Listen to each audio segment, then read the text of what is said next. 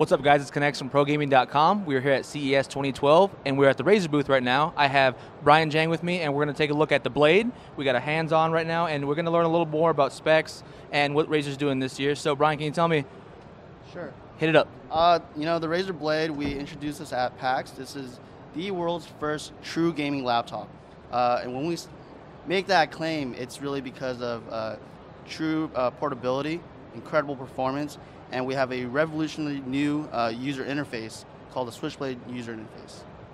Can you tell me physically what separates this laptop from other laptops in the market right now? A lot of laptops out there on the market right now, we kind of consider them as luggables. You know, they're really thick, really heavy. This is actually 0.88 inches thin and 6.6 pounds, so it's thinner and lighter than a MacBook Pro. It's more powerful, and it's actually quite cheaper than a MacBook Pro as well, when you compare specs to specs. Can you give us a good rundown of the specs for the Blade at the moment? Sure. It's running a Core i7 2640 CPU.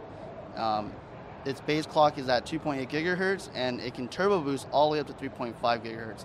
This is Intel's fastest mobile frequency CPU available. And it's also got an NVIDIA GT555 mobile graphics card. It's got a 256 gig SSD. It's SATA 3 ready. Has trim support. It's also got 8 gigs of RAM. So it's gonna run, all of the latest games on the market right now. Can you tell us, in comparison to other laptops that would be in this category, what is gonna make the Blade better, and what does it have that basically dominates them? In its class, if you're comparing specs for specs, I would say like a Alienware laptop. They're 14-inch series, but again, it's really thick, and styling is a little extreme.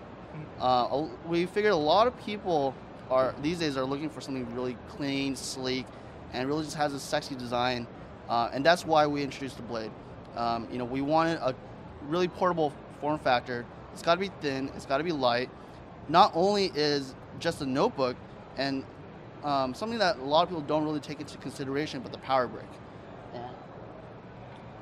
This power brick is super thin, super small, very compared to a lot of the competitor notebooks out there on the market right now.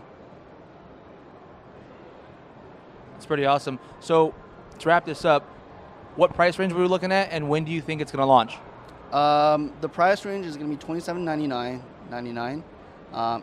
We're going to be starting pre-orders on the 16th, middle of this month, and we should be shipping by the end of this month. And I kind of want to touch upon the last cool feature that we have, which is the Switchblade UI. This is actually 10 dynamic tactile keys and a touchpad. So we've moved the traditional mouse pad or the trackpad that'd be at the bottom of the laptop to the side, because most people, when they play games, they have the mouse on the right. We just felt that it made more sense and is more ergonomical to have the touchpad on the right. Not only that, you can change buttons on the fly. These are shortcuts that you could customize and set to whatever you want, such as program launches or whatever you want. We have a new numerical keypad. It'll display all your numbers. Your numlock will dynamically change the display. We have a macro mode where you could customize your own macro settings. We have a game mode. Now this will actually disable certain features that you don't want to accidentally press when you're in game, like Alt-Tab, Alt-F4, or the Windows key.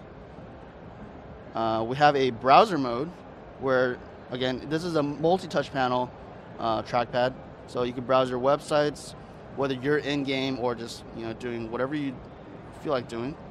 We also have a YouTube app, so you can watch any game walkthroughs.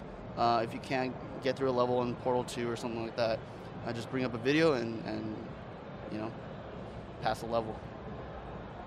With all that being said, you guys really do have a killer laptop on the market right now. I want to thank you again, Brian. And watch out for more Razer coverage coming from CES. Big things this year.